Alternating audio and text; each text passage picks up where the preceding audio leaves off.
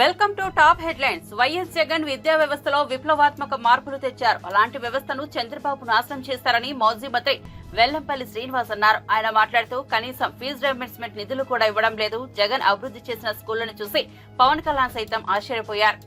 Private స్కూళ్లకు పోటీగా ప్రభుత్వ school ఉందని మెచ్చుకున్నారన్నారు. ఆయన డిప్యూటీ సీఎం హోదాలో ఒక స్కూల్కి వెళ్ళి ఇది ప్రభుత్వ పాఠశాల ప్రైవేట్ పాఠశాల అని చెప్పని అడిగే పరిస్థితి వచ్చిందంటే అది జగన్మోహన్ రెడ్డి గారి యొక్క పరిపాలన విధానంలో మార్పు అని చెప్పని మీ అందరికీ కూడా తెలియపరుచుకుంటున్నాను. అటువంటి విద్యార్థుల్ని ఈరోజు రోడ్డును పడేసే విధంగా ఈ కూటమి ప్రభుత్వం పనిచేస్తుంది. వాళ్ళు ఫీజు బకాయిలు చెల్లించకుండా వాళ్ళ చదువులు మధ్యలోనే ఆగిపోయే విధంగా ఈరోజు ఈ కూటమి ప్రభుత్వ పరిపాలన జరుగుతుంది. దాన్ని ఆపాలి, పిల్లల ఫీజులు చెల్లించాలని చెప్పని డిమాండ్ చేస్తూ ఏదైతే విద్యార్థులు కావచ్చు విద్యార్థుల తల్లిదండ్రుల యొక్క విజ్ఞప్తి మేరకు వైఎస్ఆర్సీపీ పార్టీ రేపు 5వ తారీఖు నాడు అన్ని జిల్లాల కలెక్టరేట్లలో వినతి పత్రం ఇచ్చి వాళ్ళ భవిష్యత్తు కాపాడండి, వాళ్ళ బకాయిలు చెల్లించండి.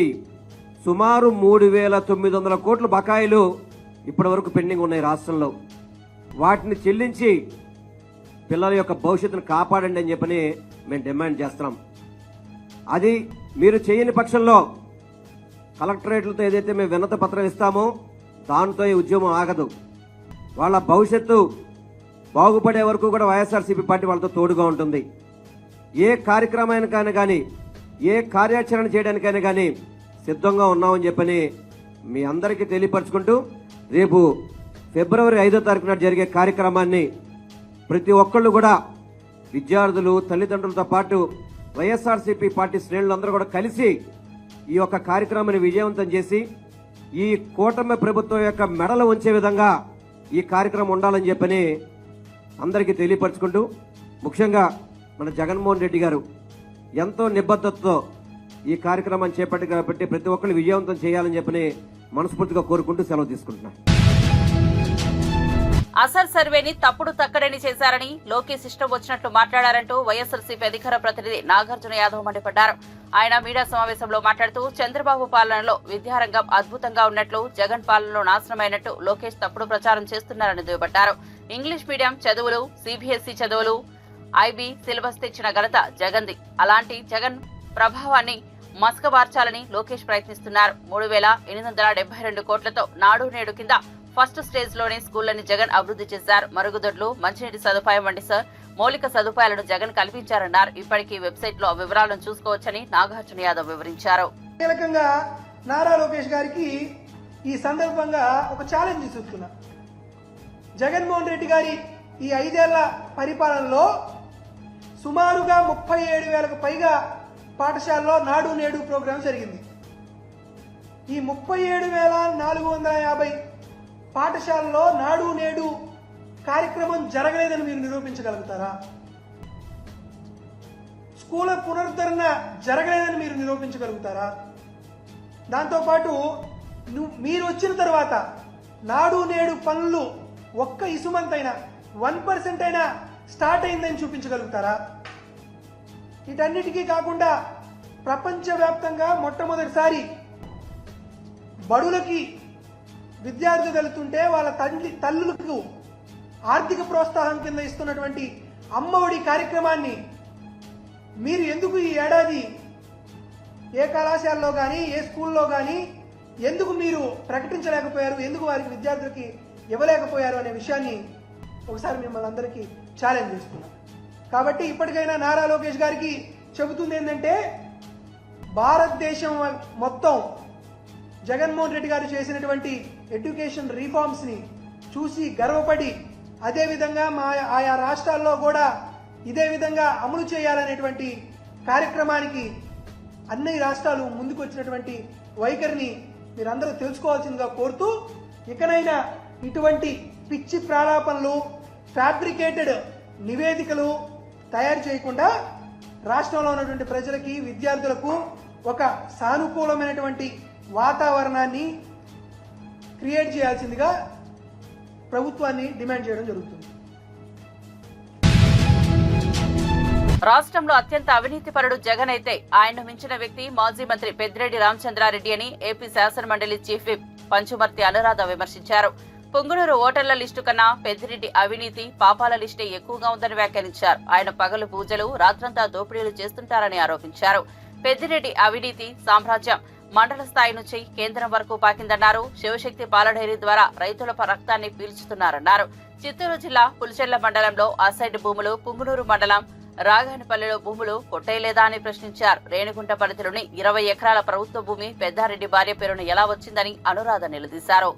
రామచంద్రారెడ్డి పగలేమో పూజలు, రాత్రంతా కూడా దోపిడీలు. ఇది ఎక్కడ కూడా ఇలాంటి స్ప్లిట్ పర్సనాలిటీని మనం చూడం. ఒక్క పెద్దిరెడ్డి రామచంద్రారెడ్డిలోనే ఈ స్ప్లిట్ పర్సనాలిటీని చూస్తా ఉన్నాం. పీలేరు ఎమ్మెల్యేగా మొదలుకొని అతని అవినీతి సామ్రాజ్యాన్ని స్టెప్ బై స్టెప్ పెంచుకుంటూ మరి మండల స్థాయి నుంచి, తర్వాత జిల్లా స్థాయి నుంచి, తర్వాత రాష్ట్ర స్థాయి నుంచి మరి ఏకంగా కేంద్ర స్థాయి వరకు కూడా మరి అతని అవినీతి సామ్రాజ్యాన్ని విస్తరించారు అనే చెప్పడంలో ఏ మాత్రం కూడా అతిశయోక్తి లేదు.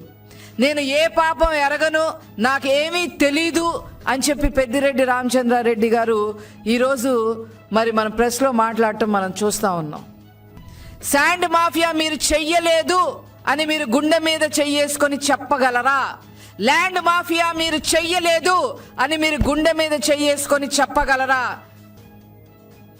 అదే విధంగా చివరికి రైతులు రక్తం కూడా పీల్చుకునే విధంగా మీరు మీ శివశక్తి డైరీ ద్వారా మరి పాల రేటు సైతం కూడా ఎక్కువ రేట్లకు అమ్మిన మాట వాస్తవం కాదా అని చెప్పి ఈ సందర్భంగా నేను అడగదలుచుకున్నా. అంతేకాకుండా మదనపల్లిలో మరి ఒక గవర్నమెంట్ ఆఫీస్లో ఫైల్ దగ్ధమైతే నాకు ఏ సంబంధం లేదు అని చెప్పిన మీరు ముందస్తు బెయిల్ ఎందుకు తెచ్చుకున్నారు అని చెప్పి ఈ సందర్భంగా మేము అడగదలుచుకున్నాం. అసైన్డ్ భూములు కొట్టేసిన మాట వాస్తవం కాదా? ఇరిగేషన్ భూములు కొట్టేసిన మాట వాస్తవం కాదా? శాండ్ మాఫియాలో కోట్లు సంపాదించి అవినీతి సొమ్మును కూడగొట్టుకుంది వాస్తవం కాదా? ల్యాండ్ మాఫియా ఎక్కడ పడితే అక్కడ ఎకరాలు కొట్టేసి కోట్లు దండుకున్న మాట వాస్తవం కాదా అని చెప్పి ఈ సందర్భంగా నేను అడగదలుచుకున్నా. చిన్న చితగా 1 ఎకరం దగ్గర నుంచి 1000 ఎకరాల వరకు కొట్టేసిన బాపతి మరి మనం చూస్తూ ఉన్నాం. ఇప్పుడు పెద్దిరెడ్డి రామచంద్రారెడ్డి నేనేమి అరగను, నాకేమీ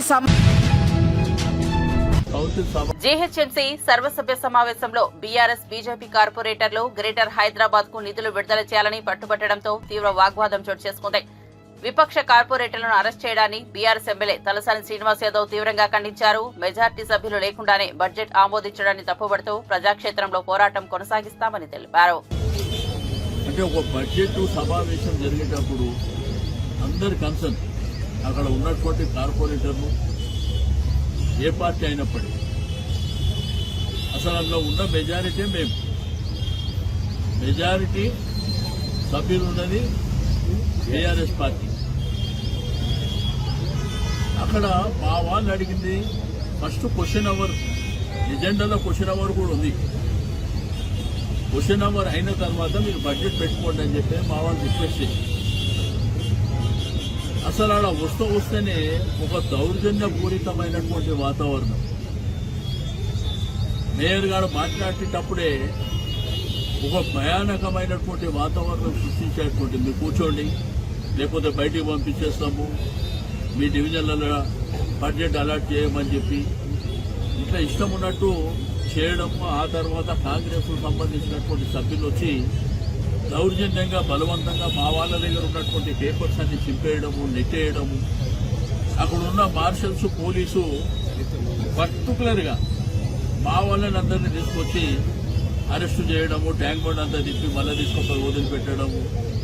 ఆ తర్వాత అందరినీ తీసుకొని ఇక్కడ రాంగోపాల్పేట పోలీస్ స్టేషన్ తీసుకురావడము. ఇది ప్రజాస్వామ్యంలో కరెక్ట్ కాదు. ఏ బడ్జెట్ ప్రవేశపెట్టాలన్నా కానీ అందరి సభ్యుల కన్సర్న్ తీసుకొని అందరినీ కాన్ఫిడెన్స్లోకి తీసుకొని చేయవలసినటువంటి అవసరం ఉంటుంది. మా ప్రభుత్వంలో అనేకమైనటువంటి కార్యక్రమాలు చేసినాం. జీహెచ్ఎంసీ డబ్బు సరిపడకపోతే ప్రభుత్వం ద్వారా డబ్బులు ఇచ్చి హైదరాబాదు అంతర్జాతీయ స్థాయిలో గ్రేటర్ హైదరాబాద్ ని డెవలప్ చేసింది మనం 10 ఏళ్ల కాలంలో చూసినటువంటి. ఈ సంవత్సర కాలంలో ఎక్కడ వేసిన గొంగలు అక్కడనే, ఎక్కడ కూడా డెవలప్మెంట్ జరిగిన దాఖలాలు లేవు, డబ్బులు ఇచ్చిన దాఖలాలు లేవు. రెండోది, మీరు లాస్ట్ బడ్జెట్ ప్రవేశపెట్టే ముందు గత సంవత్సరం ప్రవేశపెట్టిన బడ్జెట్ వివరాలు ఇవ్వాలని మా వాళ్ళు డిమాండ్ చేశారు. అసలు లాస్ట్ టైం పెట్టిన బడ్జెట్ ఇప్పటి వరకు అలాట్మెంట్ జరగలేదు, ఆ వర్కే జరగలేదు. ఫస్ట్ ఆ వివరాలు ఇవ్వాలని చెప్పి మా వాళ్ళు డిమాండ్ చేస్తే బలవంతంగా వాళ్ళకేందంటే మేము నిన్న మొన్న స్టేట్మెంట్సే, అక్కడ ఎవ్వరు గొడవ చేసినా ప్రజాస్వామ్యంలో అధికార పక్షంకి ఎంత రైట్ ఉంటుందో ప్రతిపక్షం కూడా అంతే రైట్ ఉంటుంది. ఆ విషయాన్ని మర్చిపోయి దౌర్జన్యపూరితంగా ఏదో మా దగ్గర పవర్ ఉన్నది కాబట్టి మా ఇష్టం ఉన్నట్టు చేసుకుంటాం అనే విధంగా మహిళలని కూడా లెక్క చేయకుండా కోటి మహిళలు. రాష్ట్రంలో సీఎం రేవంత్ రెడ్డిది తుగ్లక్ పాలన అని BRS Huzurabad MLA body Kaushik Reddy మండిపడ్డారు. హైదరాబాద్ తెలంగాణ భవన్ లో బీఆర్ఎస్ నేతలు మన్నె గోవర్ధన్ రెడ్డి తుంగబాలుతో కలిసి మీడియా సమావేశంలో మాట్లాడారు. కాంగ్రెస్ అధికారిక ట్విట్టర్ హ్యాండిల్లో ఎవరి పాలన బాగుందని సర్వే నిర్వహిస్తే కేసీఆర్ పాలనే బాగుందని 70% మంది నెటిజన్లు ఓట్లు వేశారని తెలిపారు.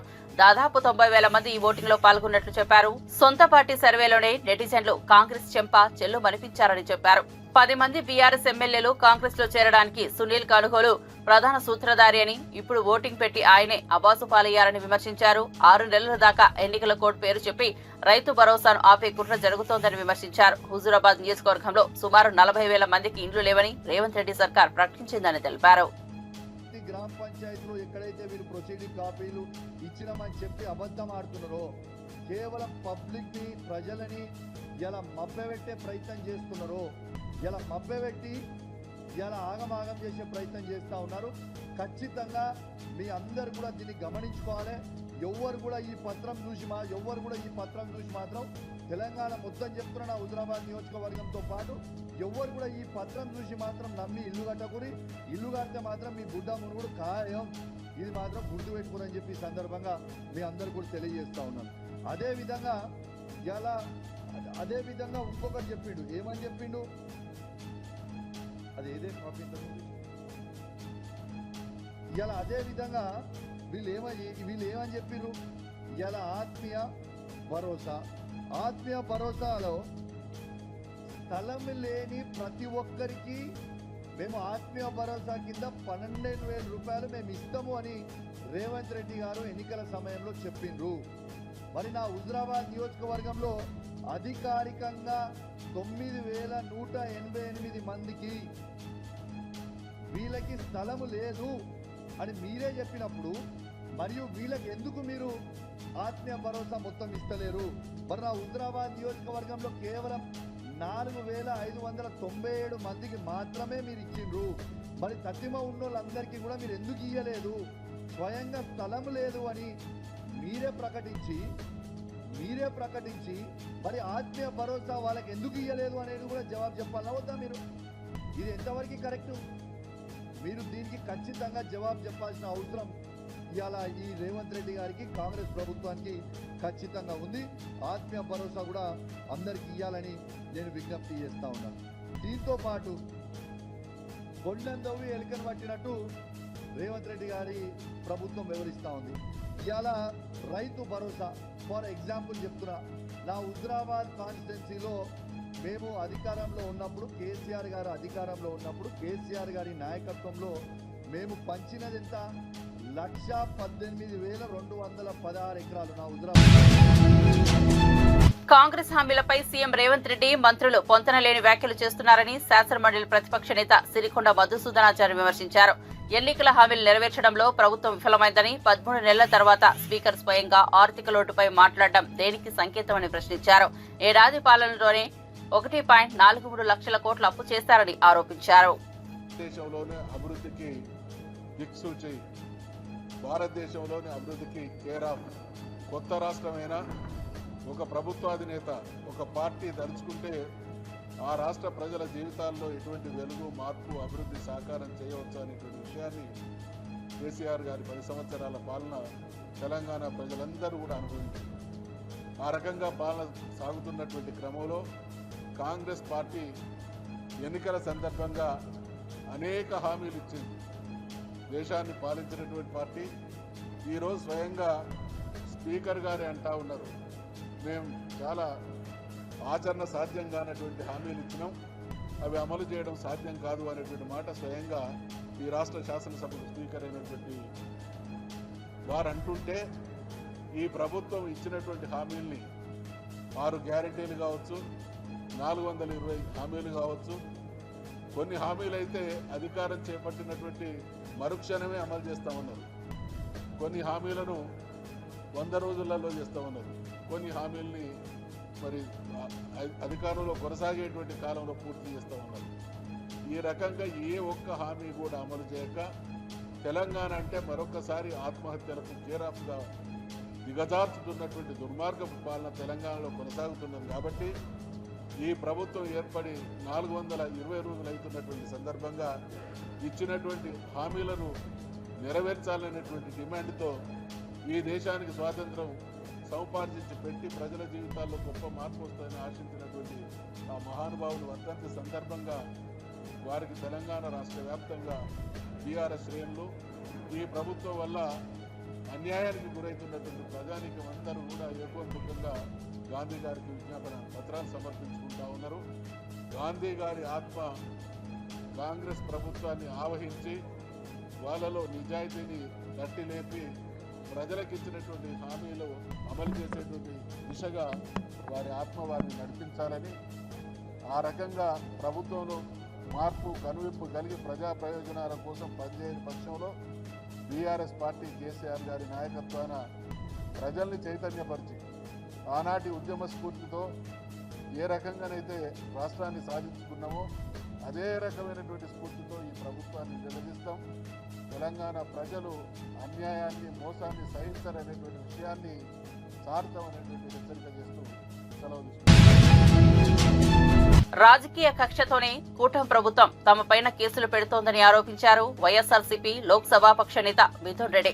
అలాగే చంద్రబాబు పెట్టే కేసులకు భయపడే ప్రసక్తే లేదన్నారు. కేసులు పెడితే మేం మరింతగా బలంగా పోరాటం చేయడానికి సిద్ధంగా ఉన్నామని హెచ్చరించారు. పార్లమెంట్ బడ్జెట్ సమావేశాల నేపథ్యంలో అఖిలపక్ష నేతల సమావేశంలో వైఎస్ఆర్సీపీ ఎంపీ మిథున్ రెడ్డి పాల్గొన్నారు. అఖిలపక్ష భేటీలో పోలవరం ఎత్తు తగ్గింపు, విభజన చట్టంలోని పెండింగ్ అంశాలు, డ్రగ్స్ సమస్య, మార్గదర్శి కుంభకోణంపై చర్చకు అవకాశం ఇవ్వాలని మిథున్ రెడ్డి డిమాండ్ చేశారు. ఆ ల్యాండ్ వాల్యూ అంతా కూడా గవర్నమెంట్ నిర్దేశించిన వాల్యూ 3 కోట్ల లోపల ఉంటే మీరు రాసిన ఆ 2 పేజీల విలువే యాడ్ వేసినా కూడా 3 కోట్లు వచ్చేది. ఇంత దారుణంగా అసలు ల్యాండ్ విలువ కూడా తెలియకుండా ఏదో జరిగిందని చెప్పి మీరు ఈరోజు ఇంత ఘోరమైన ఆర్టికల్స్ రాస్తా ఉన్నారు. ఇది తప్పు. ఖచ్చితంగా అన్నిటికీ ఇప్పటి వరకు సరే ఏదో గవర్నమెంట్ మారిందని ఆలోచన పరిస్థితి ఉంది. ప్రతి దానికి కూడా చేసేదానికి ప్రతి దానికి కూడా ఖచ్చితంగా ఫైట్ బ్యాక్ చేస్తాను. ఈనాడు గ్రూప్ కూడా నేను చెప్తా ఉన్నాను, అనవసరంగా మీరు ఇంత ఘోరమైన దుష్ప్రచారం చేశారు. మీ విషయాలు మీరు రాష్ట్రం అంతా దుష్ప్రచారం చేశారు, కానీ నేను మీ విషయాలన్నీ కూడా నిజాలు పార్లమెంట్ లో మాట్లాడతానని చెప్పి కూడా నేను తెలియజేస్తాను. ఖచ్చితంగా ఫైనాన్స్ కమిటీ మెంబర్ గా ఉండా ఫైనాన్స్ మినిస్టరు రేపు బడ్జెట్ డిబేట్ లో కూడా మీ విషయాలన్నీ కూడా లేవనెత్తాను. ప్రధానమంత్రికి కూడా రిప్రజెంట్ చేస్తాము. ఇవన్నీ కూడా ఉండవల్లి అరుణ్ కుమార్ పెద్దలు ఉండవల్లి అరుణ్ కుమార్ గారితో కూడా మాట్లాడి ఈ కేసులన్నింటిలో కూడా ఆయనకు తోడ్పాటుగా ఉంటానని చెప్పి కూడా నేను తెలియజేస్తాను. ఇవన్నీ కూడా ఏదో మేము ఏం చేసినా పడుంటారనే భావన ఖచ్చితంగా కనపడతా ఉంది.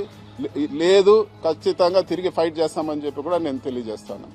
Thank you.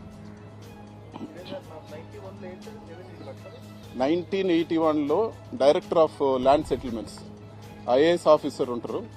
ఏదైనా ల్యాండ్ డిస్ప్యూట్ ఉంటే సెటిల్ చేస్తారు. ఆయన క్లియర్గా ఆర్డర్ ఇవ్వడం జరిగింది, మీకు షేర్ కూడా చేస్తాను. 1981లోనే అది ప్రైవేట్ ల్యాండ్, అది ఫారెస్ట్ ల్యాండ్ కాదని చెప్పి కూడా వాళ్ళకు డిక్లేర్ చేసి గవర్నమెంట్ నుంచి ఆర్డర్ ఇవ్వడం జరిగింది. వాళ్ళ దగ్గర నుంచి మేము కొనుక్కోవడం జరిగింది. 2000లో నేను అప్పుడే కాలేజ్ నుంచి పాస్అవుట్ అయినా. సో 2000లో ప్లాన్ చేసి 2025కు 3 కోట్లు వీళ్ళు వచ్చే ల్యాండ్కి రికార్డులు మార్చి ఎవరైనా చేస్తారా? చెప్పండి మీరు ఏదన్నా ఉంటే. అంత మరీ అన్యాయంగా అంత వాల్యూ లేని ల్యాండ్ తీసుకొచ్చి దాన్ని ఏదో చేశారని చెప్పి ఈరోజు మభ్యపెట్టే ప్రయత్నం చేస్తూ ఉన్నారు. ఇప్పుడు నేను చెప్పింది అంతా అదే కదా స్వామి, ఫస్ట్ నుంచి చెప్పింది. ఆ రిజర్వ్ ఫారెస్టే కాదు, మీకు ఫారెస్ట్ డిపార్ట్మెంట్లో ఆర్డర్ ఉంది, గెజెట్ పబ్లిష్ చేశారు. అవన్నీ కూడా రిజిస్టర్ అయిన డాక్యుమెంట్స్ అవన్నీ కూడా మీతో షేర్ చేస్తాను. ఈరోజు పూర్తిగా మీకు మేము ఎవరెవరి పేర్లో డాక్యుమెంట్స్ ఉన్నాయి, ఎవరెవరు ఎక్కడ మా డైరెక్టర్ ఆఫ్ ల్యాండ్ సెటిల్మెంట్స్ ఇచ్చిన ఆర్డర్ కానీ గెజెట్ కానీ అన్నీ ఉన్నాయి. మీ అందరితో కూడా ఈ ప్రెస్ మీట్ తర్వాత అందరితో కూడా షేర్ చేస్తాను ప్రతి ఒక్కటి కూడా.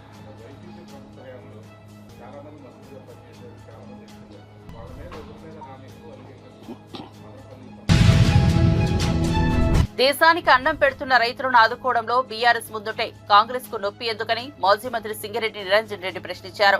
వరంగల్లో బీఆర్ఎస్ రైతు అధ్యయన కమిటీ పర్యటనకు పోలీసులు అనుమతి నిరాకరించడాన్ని ఆయన తీవ్రంగా తప్పుపట్టారు. 14 నెలల కాంగ్రెస్ పాలనలో ప్రజలకు ఒరిగిందేమీ లేదని, రాష్ట్ర పాలన రోజుకో గండంగా మారిందని విమర్శించారు. కరెంటు యాజమాన్యం కూడా సక్రమంగా నిర్వహించలేటువంటి దుస్థితిలో ఒక ధైర్యాన్ని కోల్పోయి, విశ్వాసాన్ని కోల్పోయి, నమ్మకాన్ని కోల్పోయి కకావికలమవుతున్నారు, నిరాశ నిస్పృహలకు గురవుతున్నారు. ఏదో విపక్ష పార్టీలు లేకుంటే ప్రతిపక్ష పార్టీగా మేము కాంగ్రెస్ వ్యతిరేకంలో మాట్లాడేటువంటి మాట కాదు. కొన్ని నెలలుగా మీడియాలో, సోషల్ మీడియాలో చూస్తే సాక్షాత్తు కాంగ్రెస్ ప్రజాప్రతినిధులు కావచ్చు, కాంగ్రెస్ పార్టీకి సంబంధించినటువంటి దిగువ శ్రేణిలో ఉండేటువంటి నాయకులు, కార్యకర్తలు మాట్లాడుతూ ఉన్నారు. జనం మా పై పగలగొట్టేటట్లున్నారుగా, మీరు ఇచ్చినటువంటి తప్పుడు హామీలకు మేము ఏం చేయలేకపోతున్నామని చెప్పి వాపోతున్నారు, ధర్నాలు చేస్తున్నారు. అవన్నీ సోషల్ మీడియాలో వస్తున్నాయి. ఇవన్నీ ఎవరో కల్పితమో కాదు, ఎవరో ప్రేరేపించి చేసినవో కాదు, కళ్ళ ముందు ఉండేటువంటి. ఎన్నడైనా గతంలో 9.5 ఏళ్ల కాలంలో ఏ పంటకైనా కనీసం మద్దతు ధర రానటువంటి పరిస్థితి రైతాంగం చూసిందా? ఇలా అదే గుర్తు చేసుకుంటున్నారు రైతులు ప్రతిరోజు. ఈ సర్కారు వచ్చినటువంటి మొదటి రోజు నుంచి కూడా ముఖ్యమంత్రి గారేమో డాంబికాలకు పోయి చాలా పొడు మాటలు, పెద్ద మాటలు మాట్లాడుతూ వస్తున్నారు. కేసీఆర్ లేకుండా చేస్తా, కేసీఆర్ ఆనవాళ్ళు లేకుండా చేస్తా, తుడిపేస్తా, ఇది చేస్తా, అది చేస్తా అని నోటికి వచ్చినటువంటి విధంగా ఆయన మాట్లాడుతున్నారు. సరే, అది ఆయన ప్రజ్ఞాపాఠ వాళ్ళని, ఆయన తెలివితేటల్ని, ఆయన సంస్కారాన్ని తెలియజేస్తారు. దాని మీద మేము ఎక్కువ మాట్లాడాం. కానీ ప్రజలు ఎవరిని గుర్తు చేసుకుంటున్నారు? నువ్వు ఏ ఆనవాళ్ళు లేకుండా చేస్తా అని చెప్పినావో, ఎవరి పేరు ఉచ్చరించకుండా చేస్తా అని చెప్పినావో, ఈరోజు తెలంగాణలో ఉండేటువంటి 50 మంది ప్రజలు, అన్ని వర్గాల ప్రజలు, రైతులు కానీ, ఆటో కార్మికులు కానీ, మహిళలు కానీ, పెన్షన్దారులు కానీ, ఇవాళ ఎవరిని గుర్తు చేసుకుంటున్నారు? కేసీఆర్కి ఇచ్చి వచ్చే వాళ్ళు కానీ, కళ్యాణ లక్ష్మి వచ్చేటువంటి వాళ్ళు కానీ ఇవాళ గుర్తు చేసుకుంటున్నటువంటిది ఎవరిని? ప్రతిరోజు కేసీఆర్ను గుర్తు చేసుకుంటున్నారు. గుర్తు చేసుకోవడం కాదు, అయా మేము మిమ్మల్ని వదులుకొని మేము మోసపోతే మేము గోసపడుతున్నాము, మేము అన్యాయం చేసుకున్నాము, మాకు మేమే అన్యాయం చేసుకున్నాము, నువ్వు తొందరరా, ఎప్పుడు వస్తావు, మళ్ళీ కేసీఆరే రావాలి, ప్రజలు మాట్లాడుతున్నారు. బీఆర్ఎస్ పార్టీ నాయకులు, కార్యకర్తలు మాట్లాడే మాటనో నినాదమో కాదు ఇది. నిత్యం కేసీఆర్ను గుర్తు చేసుకుంటున్నటువంటిది ఎవరు అంటే కోల్పోయినటువంటి తెలంగాణ ప్రజలు గుర్తు చేసుకుంటున్నారు. ఇది కాంగ్రెస్ పార్టీ జీర్ణం చేసుకోలేకుండా ఉన్నది, దీన్ని గ్రహించలేకుండా ఉన్నది, మూర్ఖంగా పోతున్నది. అన్ని పంటలు, ఏ ఒక్క పంట కూడా ఈ ప్రభుత్వం కనీసం మద్దతు ధర వచ్చే ప్రయత్నం చేయలేదు. అదే తేడా విడబట్టి చెప్తున్నారు. రాష్ట్ర రైతాంగం కూడా అర్థం చేసుకున్నారు ఇప్పటికే. ఏ పంట అయినా ఖచ్చితంగా కనీసం వచ్చే ఎన్నికల్లో జగన్ మళ్లీ సీఎం అవుతారని, అప్పుడు టీడీపీ కార్యకర్తల భరతం పడతామని మాజీ మంత్రి పెద్దిరెడ్డి సంచలన వ్యాఖ్యలు చేశారు. కడప, రాయచోటి వైఎస్ఆర్సీపీ సమన్వయ సమావేశంలో పాల్గొన్న ఆయన టీడీపీ కార్యకర్తలను బెదిరించే విధంగా మాట్లాడారు. ఈ వ్యాఖ్యలు ప్రస్తుతం తీవ్ర వివాదాస్పదంగా మారాయి.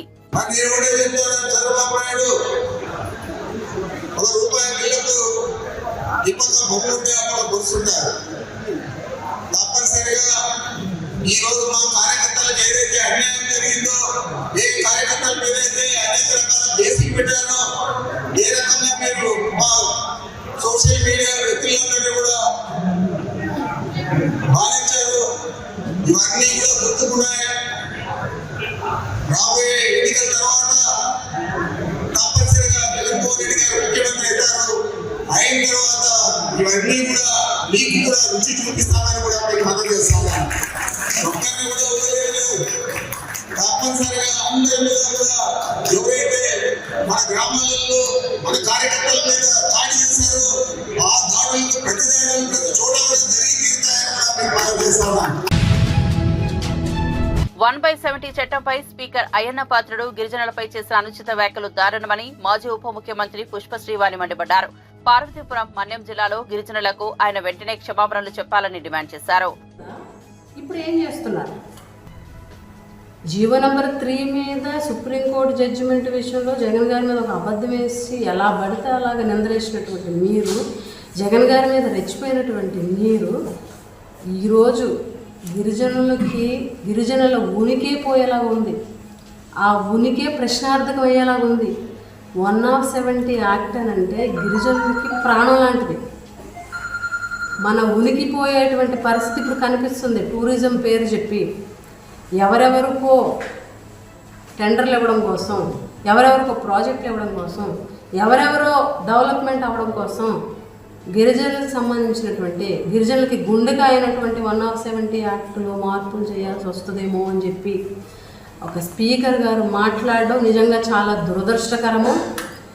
ఒక గిరిజన సంక్షేమ శాఖ మంత్రిగా పనిచేసిన, లేకపోతే ఒక గిరిజన ప్రాంతంలో కురుపం నియోజకవర్గం ఒక ఎమ్మెల్యేగా, ఒక గిరిజన బిడ్డగా దీన్ని తీవ్రంగా ఖండిస్తున్నాను. ప్రతి ఒక్కరు కూడా ఈరోజు ఈ వ్యాఖ్యల్ని తీవ్రంగా ఖండించాల్సినటువంటి అవసరం ఉంది. ఎందుకనంటే మన ఉనికి ప్రశ్నార్థకం అయ్యేటువంటి పరిస్థితి కనిపిస్తుంది. కాబట్టి ఖచ్చితంగా ఈ వ్యాఖ్యలను అయ్యన్న పాత్రుడు గారు వెనక్కి తీసుకోవాలని, అలాగే క్షమాపణ కూడా చెప్పాలని, బహిరంగ క్షమాపణ చెప్పాలని, ఈ వ్యాఖ్యలను వెనక్కి తీసుకోవాలని, ఇంకొకసారి 170 యాక్ట్ విషయంలో ఎటువంటి వ్యాఖ్యలు కూడా చేసినా కూడా చూస్తూ ఊరుకోమని కూడా ఈ సందర్భంగా హెచ్చరిస్తున్నామని కూడా తెలియజేస్తుంది. సంగారెడ్డి జిల్లా మునిపల్లి మండలం కంకోల్ టోల్ ప్లాజా వద్ద వాహనాల తనిఖీల్లో 32 కిలోల ఎండు గంజాయి పట్టుబడింది. ముంబై నుండి హైదరాబాద్ కు తరలిస్తున్న 3 వాహనాల్లో ఈ గంజాయిని మునిపల్లి పోలీసులు స్వాధీనం చేసుకున్నారు. భారీ మాదక ద్రవ్య రవాణా ముఠాపై పోలీసులు దర్యాప్తు ముమ్మరం చేశారు.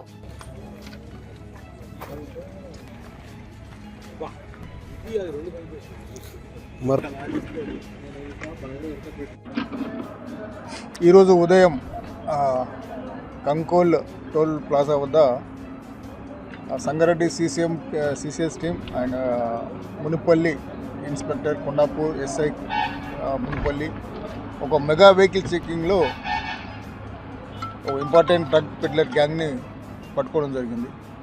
ఈ గ్యాంగ్ లీడర్ వికాస్ కుమార్ ఒరిస్సా చెందిన పెడ్లర్ గంజాయి స్మగ్లింగ్ చేస్తుంటారు. ఒక 300 కేజీస్ గాంజాను మహారాష్ట్ర తీసుకెళ్ళి అక్కడ 300 కేజీస్ అక్కడ డిస్పోజ్ చేసిన తర్వాత ఒక 32 కేజీస్ మళ్ళీ పట్టంచెరు ఏరియాలో డిస్పోజ్ చేయడానికి తిరిగి వచ్చే క్రమంలో వెహికల్ చెకింగ్లో విత్ గాంజాతో పాటు 4 పట్టుబడడం జరిగింది. ఈ గ్యాంగ్లో టోటల్గా 8 మెంబర్స్ ఉన్నారు. 4 మెంబర్స్ పట్టుకోవడం జరిగింది. దాంట్లో 3 మెంబర్స్ మహారాష్ట్ర చెందిన వారు. వీళ్ళంతా సప్లయర్స్, మహారాష్ట్రలో purchasers and suppliers. Main accused Vikas Kumar Mali, Orissa state అతను.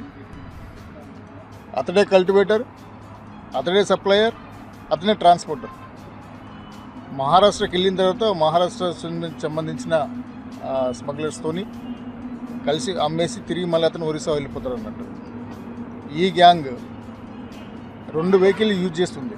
ఒక వెహికల్ పైలట్ వెహికల్గా యూజ్ చేస్తుంది, బొలెరో వెహికల్. ఒక 10 కిలోమీటర్స్ బిఫోర్ పోలీస్ చెకింగ్ చేసుకుంటూ పోతుంది. 2వ వెహికల్లో మెటీరియల్తో పాటు 2వ వెహికల్ వస్తుంటారు.